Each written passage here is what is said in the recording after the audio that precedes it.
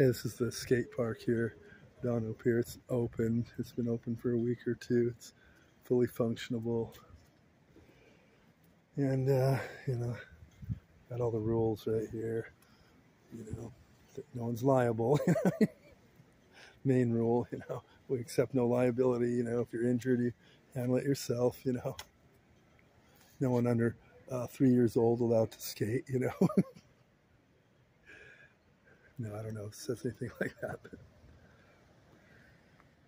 it's pretty good for, like I said, better than the one in Hermosa. Grinding pole here. And the lighting, see, isn't bad. That's how it should be, not too bad. And that bank there is pretty nice. And right here, you got the submarine tours. They got submarines. You could take a submarine to, goes pretty deep and under, near the bottom of the ocean. Take one to Catalina. They're pretty cool, No, it's just a glass bottom boat, but, they dress it up like a submarine. And you got the Redondo Beach whale watching nature tours. This is the place. You can get the Catalina Express, go to Catalina, I believe. Sure, they got that here. Whale watch prices. It's not cheap, but it's not expensive. Military and seniors are only $43. Everyone else is, adults are $46.80, and children are $41.80. And they serve free complimentary Corona beer while you're on the whale watching boat. Looks like a better sign than the last one I seen. Yeah, you got a little damaged kind of window up there. That's all right. It's just a little ticket booth. Some vatos carved their name. R13, Viva La, I don't know. And that's pretty much it. What else we got? The Vigilante, or no, the Navigante, yes. Vigilante. There it is. And here it is right here. Usually, I don't see it now. Up here, I think, yeah. No, it's not here. They retired it, I think, yeah. It's getting a lot of leaks in it and so forth. Boat rides, you see. Yeah. Oh, wait a minute. You got those pedal. Oh, yeah. You can rent little pedal boats over here. I mean, if that's your thing, you pedal about 20 times, you get about 4 feet. So a lot of pedaling and a lot of not going too far, but you get to pedal around the harbor. And you go to Catalina and you can rent, like, there's just, outboard type of engine boats, like the aluminum type, metal type like that, stainless steel, whatever they are. And you rent decent little boats. They go pretty fast and jam. It's a big harbor there, and it's kind of open, so you can jam around there, rent those boats. I did that before. Yeah, this is a nice bank right here.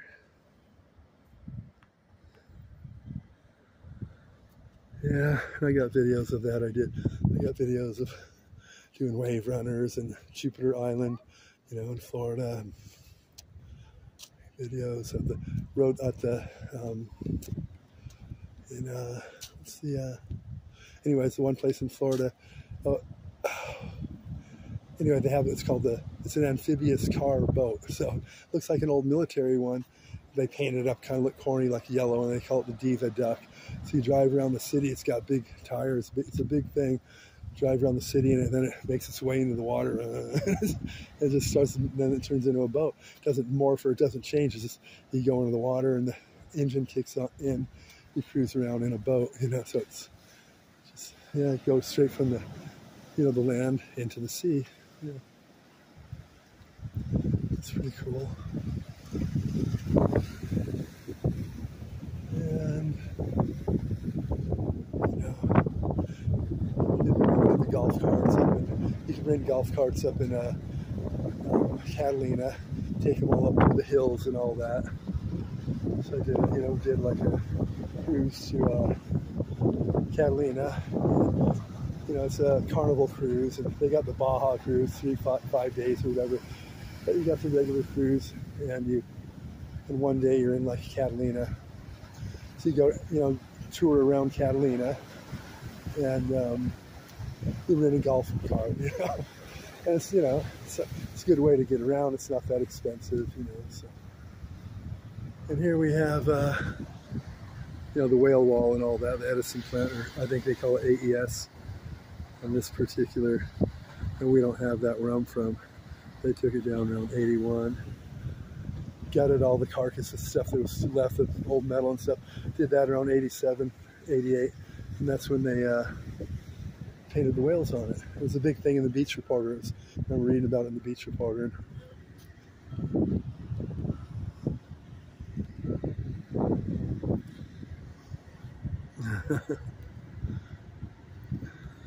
Here's the moon here.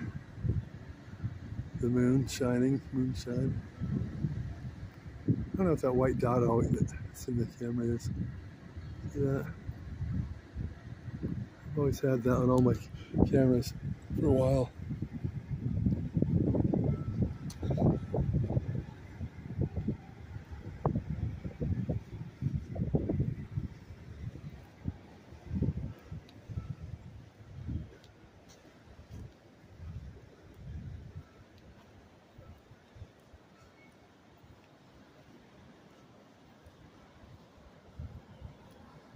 So you got, you know, this here, the good old plaque.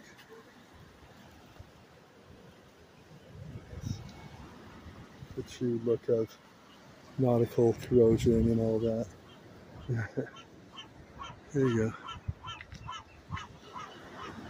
Oh God, things move pretty good. Seagulls fly good. At the beach area with wind, they can fly up there, just float around for hours without even, you know, flapping their wings or whatever. The kestrels, they could sit in one spot. The Seahawks, they're just like one big wing. You don't really see any legs or tail. It's just like a wing in the sky. They're mini hawks. It's like the smallest hawk, the kestrel, also known as the Seahawk, like we're down Ohio, Seahawks. And they can sit there in one spot. You think it's a coyote. And then you see a little fluctuation, little wing movement, like the tip and the back wing move a little bit to compensate for any wind.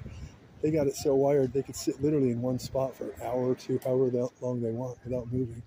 Seagulls and other hawks and crows and stuff, blackbirds, whatever, they can't do that. No other bird could do that I know of, that I've seen around the beach, except the hawk, you know what I mean? This kestrel mini hawk. It's like an authentic hawk, like a big one. It's a mini hawk, so they're pretty cool. They fly. They come from usually from PV, and they fly along the Esplanade. They hang out above the ice plants.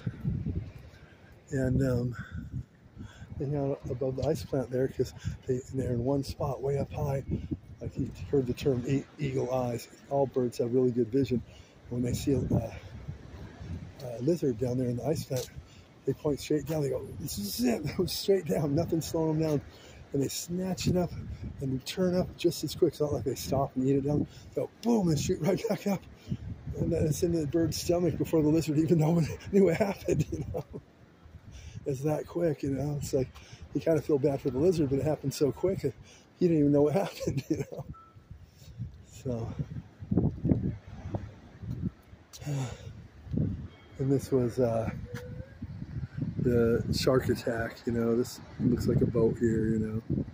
A little different, I think. So, and here we have you see, what do you have?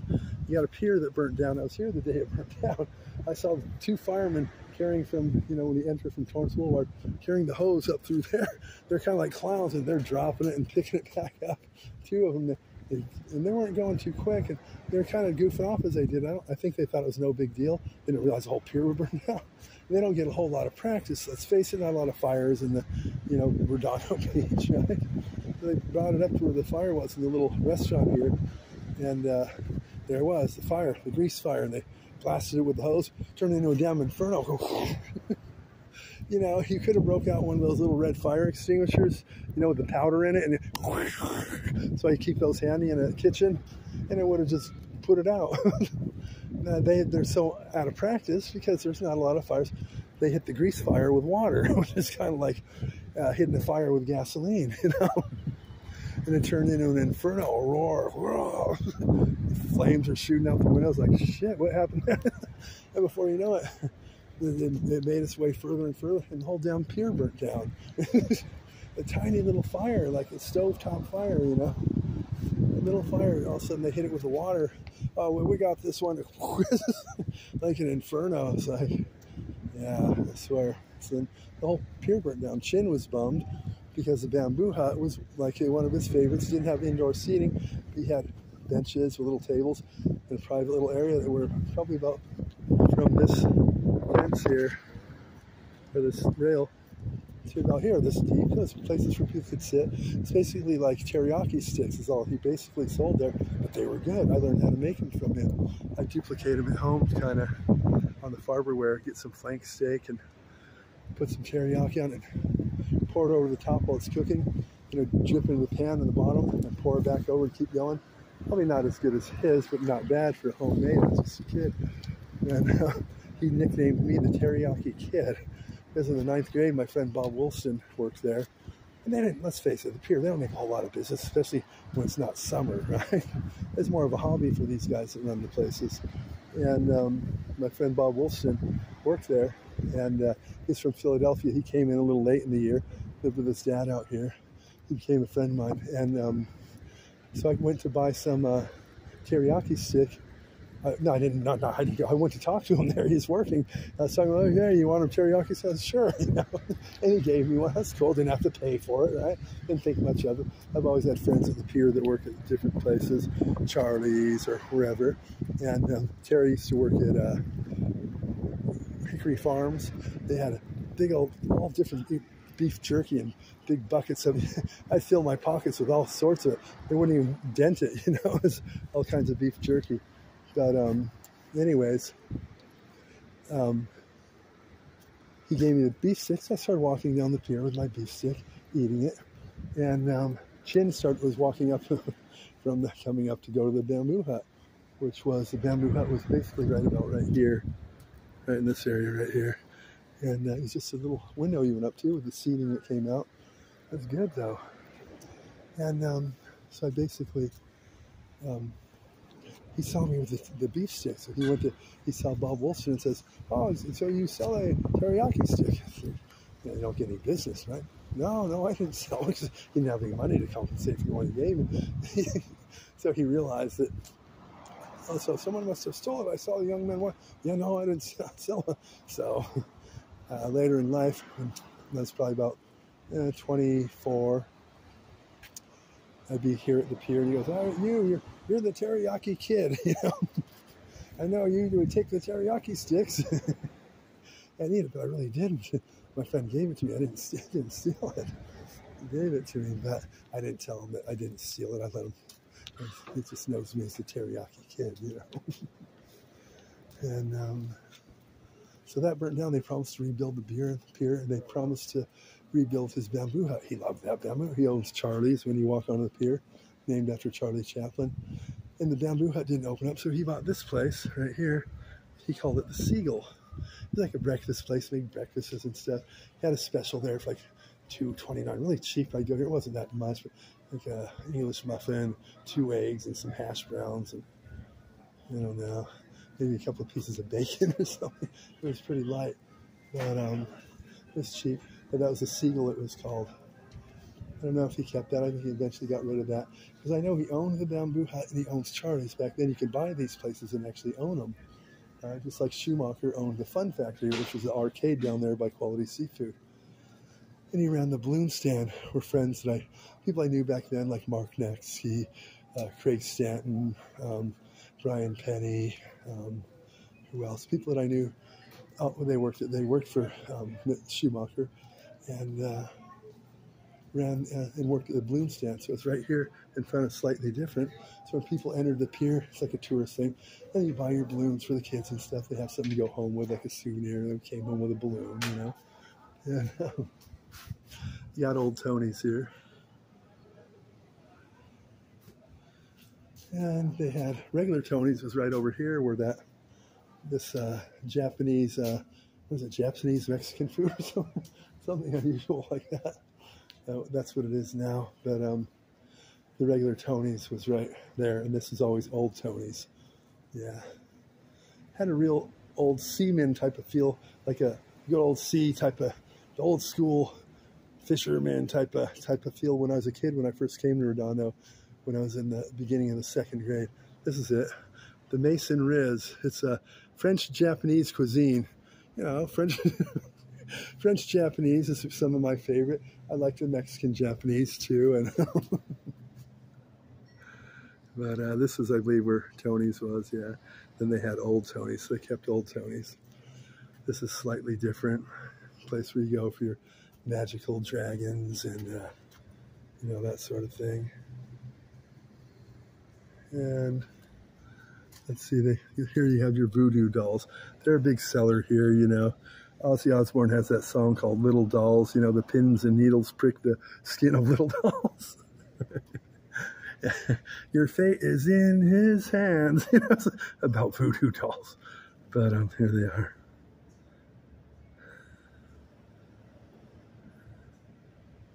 %50 off all the voodoo dolls. So you pretend it's a friend or enemy at your school when you're a kid. You poke it with pins and stuff and hope that he feels the pain, you know, or she does or whatever.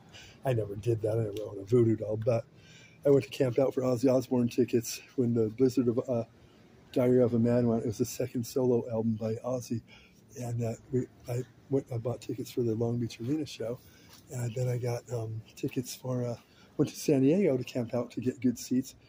So we'd stay at my mom's in San Diego. No, my grandma's. My mom moved in there later too. Stay there in Claremont and go to the San Diego Sports Arena and wait and try to get the best tickets we could.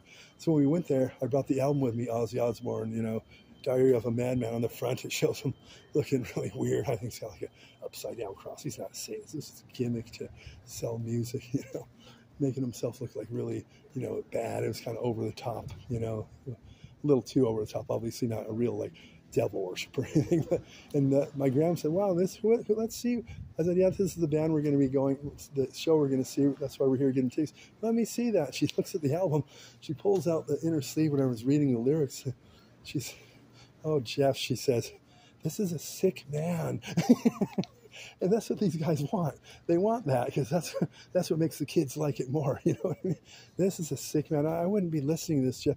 I said, why? She says, I'm reading the lyrics of the little dolls, the pins and needles prick the skin of little dolls. No, and then she sees this adult all dressed up with a ghoul thing on. It's kind of funny because that's what, you know, bands like Alice Cooper and Ozzy is. The idea is to make your parents hate them, then you like them more. You know what I mean? Alice Cooper got famous because he was, his manager was Frank Zappa. Alice Cooper just was a little band from Arizona that came and played little Hollywood shows and stuff. But they didn't have any money or anything. They all slept in a van, you know, like that. And so for a prop, what he'd do before a show, they'd go to the Goodwill and pick up down pillows, right? And they'd put them all around the outside of the stage, out front and stuff. They'd be on the ground down there. No one would think anything of them. Partway through the show, I don't know what song they do it with. Before they put them out there, they slit the tops of them with razor blades. So partway through the show, he'd go and he'd jump out there and start stomping on them, and the feathers would start flying all over, and it created like a reaction. You're like, what the hell is this? You know what I mean? And yeah, how you doing? Yeah, you look like a rock star. And so he, that's how he'd get attention. The feathers would be flying all over. Well, the word got out that this man, Alice Cooper, stomps on baby chicks in a bag on stage. And he had the animal rights people that would be out there at his shows and protesting. People protest, swear to God. So he called Frank Zappa, his manager, and said, no, they're claiming I'm killing baby chicks on stage. It's just pillows. He goes, what you do is this. It's on the news and everything, right? Yeah. What you do is this. You don't admit to it, but you don't deny it. He says it's free publicity. You know what I mean? You're on TV, you're getting talked about on TV, and the kids, oh, I want to go see that. You know? So it worked. That's kind of what made him famous and got him a following. You don't admit it, but you don't deny it. If you don't admit it or you don't deny it, they just assume you're really doing it. You know? So here's the trash cans on the beach. The top, there's no tops on them. It doesn't appear to be. which is good, you know. I don't think, is there? Looks like just bags. They look open in the top, yeah. Looks like bags folded over. Looks like they had tops, but they took them off. They still got the ring around it now. They look open on the top, no? Still tops. Well, I know most of these Earths I've been to, all these trash cans are aligned along the bike path like you see up here. Let's see. You see right up top here, lined up along the bike path. So you got to realize, bikes riding down the bike path, they don't have any trash. They're not eating a picnic on their bike. They got nothing to throw away. So you really don't need them there, right? But they took all the ones on these others, took them from the sand, and you don't need them this close together on the sand either. They're like 15 feet apart, you know. You need them about every 100 feet, you know what I mean? Like they got 1, 2, 3, 4. That fifth one down there, like way down there. One about every 100 feet, you know, maybe 120 feet. People can walk to them. But when you got too many, people laying out, they don't want to be laying out around trash cans. You know what I mean? That's a bit much. But to have them on the sand rather than the bike path makes sense. Because when you're at the beach and you're eating your food on your towel, your little picnic you brought, whatever, you want to be able to throw away your food without marching all the way up here. People at that point would just say, screw it, I'll just leave it here when I leave. And, you know what I mean? Bring their towels and walk away and leave the trash on the beach, you know. So, yeah. So, but when they capped them off where I'm from, they capped them all off. They didn't put them up there. At the same time when they capped them off, right before that, all the pigeons disappeared. And there's rumor that someone had them all biologically killed with something where they were dropping dead on the parking lots and stuff. So something was happening where they somehow poisoned them, and all the pigeons disappeared. And shortly after that, within a year or so, all the seals disappeared. And there's like no birds in the sky, you know? See, birds and people and everything hold memory. That's why it's like in the Galapagos, the iguanas in the Galapagos. And when they're born, young, they know where to get their food. They're sea iguanas, because that's where the food is there. They swim right into the ocean, and the iguanas can go underwater for 30 to 45 minutes. People don't know that. Yeah, no problem.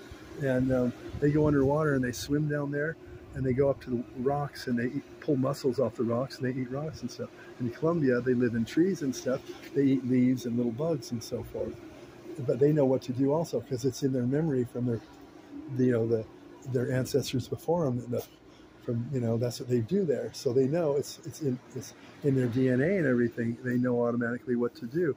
That's just like how animals know how to have sex without a lesson or watching something, and sex education at school or whatever. You know? And kids, when you're younger, you learn about from people talking about it and stuff like that. But animals just know what to do. And I had 2 Bengals and 2 Savannahs. I had 2 Bengals and a Savannah. We got one more. They're all male. They're males. We got it one more, and it was the sister of the other Savannah. It was a runt of the litter, and she's a female. And right when I brought it there, the other ones, like the Bengals, like Kona, so it looks like a tiger, like a leopard spots and all that. He runs over. He's only like months old. He runs over and he's trying to hump the cat, and nothing's lining up. You can tell he doesn't know his mind is kind of down. He's jumped on top of him. It's like, they know what to do without, how they just instinctively know, Like me, when you look at a cat, you walk in and see a bunch of cats, you can't tell which one's a boy or a girl unless you look really close. Cats know right off, They know this. They just know other cats. But anyways, so the birds here, every generation, they know where they eat is out of the trash cans. That's where they eat. Or tourist food that they bring. So they'll sit about 30 feet from your towel. They know the ones that have food. When you walk up to the ocean to put your feet in to test the water or to swim, they go immediately for your food. They tear into your bag. And then you come back, you're, hey, and they're flying off with it hanging in their mouth. Your food's all over. And they'll wipe out all your food, So this is how they've been eating ever since I've been a kid, since I came to Redondo Beach in the 2nd grade. And that's how they eat. So when we blocked off the trash cans, they didn't know where to eat because they would go in the trash cans, and they never made a mess because they have the tractor that comes out and pulls that big rake thing from this all the way to Torrance Beach, and it cleans any trash in the beach. And you know, it was never a dirty beach ever. So there was never an issue with them spreading trash around or anything. But when they capped off the trash cans, it was right around when the seagulls disappeared too, because for generation, for decade after decade, they've known to get their food in the trash cans.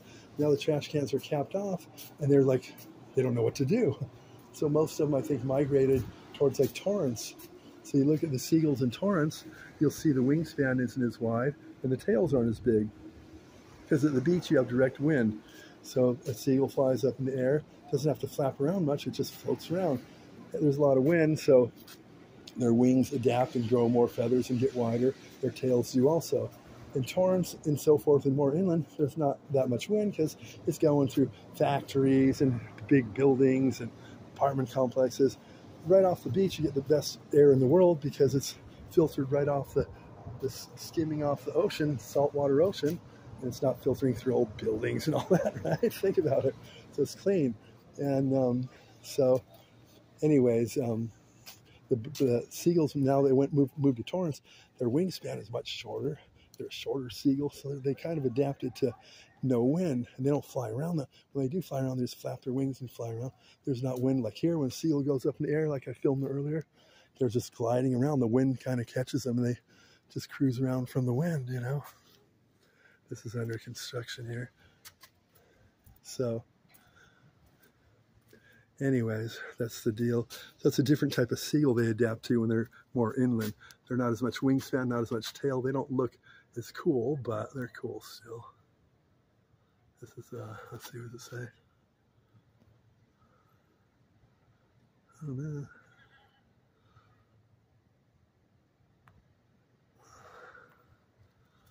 Look at it this way. It's kind of an old school thing, but I guess it's a alarm, or wait. Oh no, key. Turn that key. It's going to either set your alarm or it's going to turn the lights or something like that, you know. Nothing that is old school lockbox there, I mean. But it's industrial, so it looks pretty, you know, no one's going to break into it. But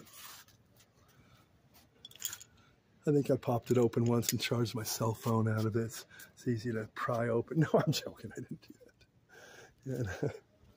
So the seagulls, they disappeared too. So all of a sudden in Redondo, where I'm from, there's no seagulls and there's no pigeons. Pigeons aren't even native to the United States. There's a lot of them that were here because they breed quickly, but they're excellent flyers. People see them bobbing around and pecking at the concrete and stuff. They have a purpose. They're doing that for a reason. And they're actually really smart birds, super smart, and smart birds. And we brought them here from Europe as homing pigeons. They're so smart, they'll deliver messages from here to there, and very accurately. You can train them to do a lot of things. So there's more to pigeons than people think. They're not just some dumb bird that goes around pecking at things and crapping all over. They're actually super smart, and they're excellent flyers if you were to watch them. You see them flying in the sky, you don't even realize it's a pigeon. It's like, wow, that bird's flying pretty good. It comes down to the ground, it's a pigeon, you know? Okay, that's the end of this video, but... So anyways, the pier burnt down. Nothing, they didn't build anything after it burnt down. They had what was called Project of the Redondo or something. They're trying to build like another pier, kind of like Pier Avenue, a bar, all bars to bring in a lot of money and that type of thing, revenue that way. And here they said they're going to rebuild the pier, and they never did. They're trying to get approved to build that another type of pier way on the other side of the harbors, and it didn't get approved. And Chin was always bummed out. But they never rebuilt the bamboo house like they said, you know. And but here's what they did on top of the parking lot: a lot of office spaces and so forth. They built a lot of those, so they make money from renting the office spaces. There's a lot of those. Rather than doing that, why not build on the pier too, and offer really cheap leases, really cheap rent? Because let's face it, those places don't make any money. Most people that have places on the pier, it's more of a hobby. You can't make a living off it. If you tried to, you'd be ended up living in your little thing. You know? You wouldn't have to pay any bills, because during the winter and everything else, there's no business. Only in the summer, a bit in the spring and summer is the only time you get business. So, you know, there's only so much you could make anyway. So none of the places bring in that much money. So you lease them for really cheap, just so people coming here have something fun to do. Like in the good old days, there were shops, saltwater taffy making machine, you buy it there, little jewelry shops and different restaurants like the Polynesian over there, and they used to be there, and there used to be Cattleman's and Kincaid's now, it used to be called Cattleman's. And so they should build places on the pier. Maybe they don't want like the kind of tourist people here, but as a kid, or if you had a girlfriend and you wanted to go do something for cheap, that's cheap, and you feel like you really did something, you walk around the pier, look at the little shops at night. You know, technically, when you live here like me, it's really not a whole lot there. It didn't seem like not much I was interested in, but now it really seems like nothing, boring, you know what I mean? So, anyways, if they should give people really cheap, you know, rent. So it's not like, because you might not make enough money to pay your rent for the damn place. That's how, because you don't get any business. You got to have a little stock of money to pay the rent throughout the winter and so forth, and wait till summer comes. So you're really always going to be behind. So it's more of a hobby. A lot of stores people have are more of a hobby.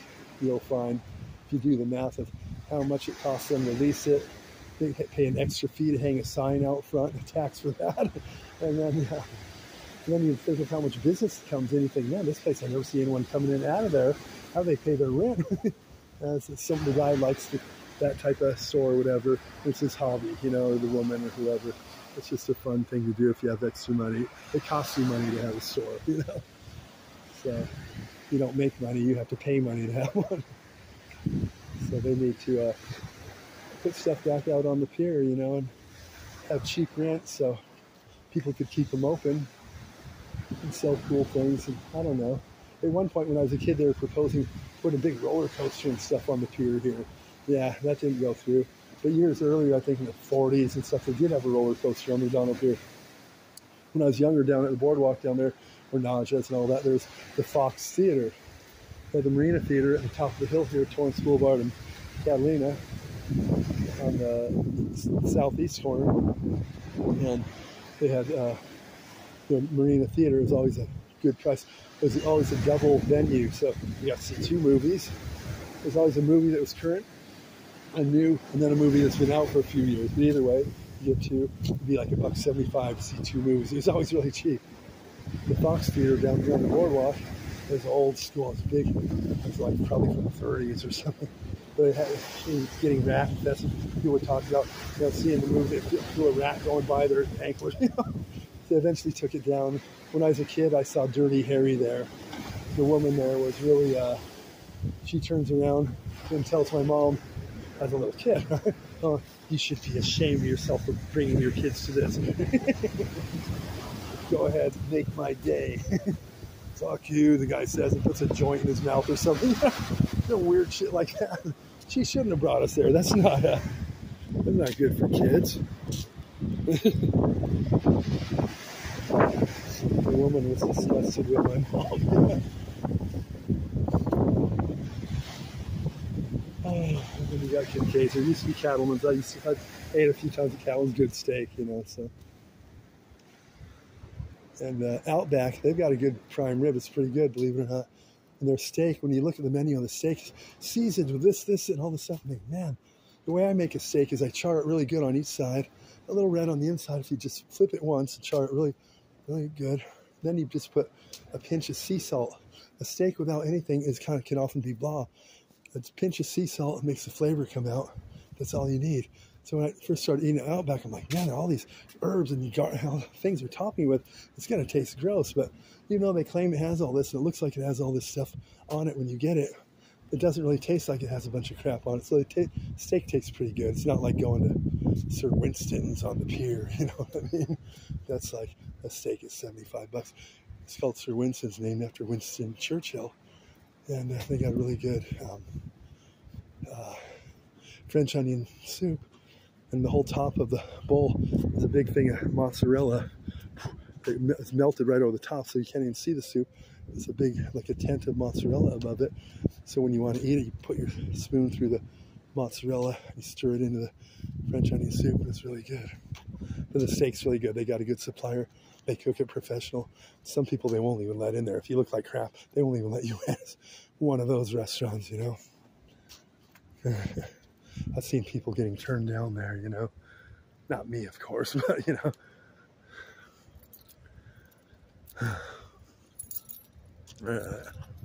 Sir Winston, so that's the place you want to go. Reeve Ghost, you know, go to Sir Winston's on the, you know, on that Queen Mary. They got the Queen Mary on these earths here, but it looks nothing like the one on ours. Looks like a newer type of made one. Ours is the real one. It's old. It's got a big history behind it. Yeah.